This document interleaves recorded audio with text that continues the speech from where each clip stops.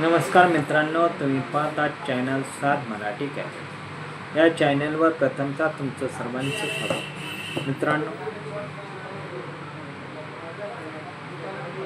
आपण पाहतो काही अपील महसूल न्यायालयामधील अपील दाखल करताना उशीर होतो, फेरफार चॅलेंज करताना उशीर होतो, खरेदी खत चॅलेंज करताना उशीर होतो, रेव्हेन्यू कोर्टाकडे अपील दाखल करताना विलंब झालाय म्हणून अपील मुदतीच्या कायद्यातच फेटाळलं जातं। परंतु राजस्थान हायकोर्टानं या संदर्भात एक महत्त्वपूर्ण निकाल दिलेला आहे। त्यामध्ये त्यांनी स्पष्ट केलंय की एखाद्याचा राय हा मुदतीच्या कायद्यानं जाऊ शकत नाही।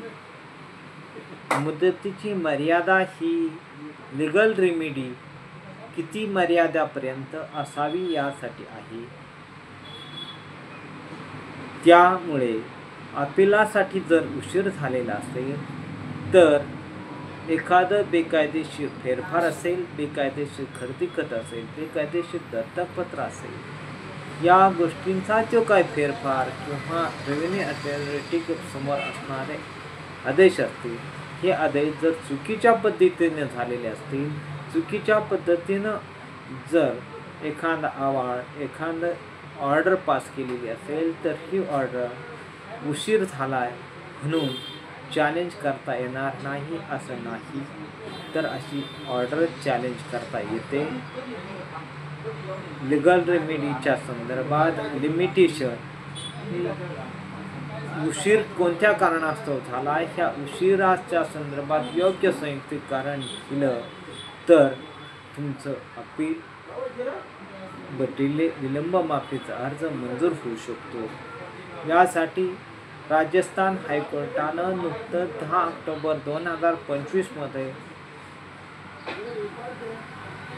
आदेश केलेला आहे। हा आदेश रेव्हेन्यू अथॉरिटीनं जे मुदतीच्या कायद्याअंतर्गत अपील अर्ज फेटाळला होता, तो अपील अर्ज त्या आदेशाची ऑर्डर सेट असाइड करून पुन्हा या मुदतीच्या कायद्याचा संदर्भात योग्य तो निर्णय घेऊन खालील कोर्टाला या संदर्भात निर्णय घेण्याचा आदेश केलेला आहे। या गोष्टीचा ज्यांचे अपील मुदतीत नाही त्यांचे आदेश मुदतीत दाखल झाले, त्यावरती अपील मुदतीत दाखल झालं नाही, त्यांच्यासाठी हा महत्त्वपूर्ण ठरणार आहे। धन्यवाद।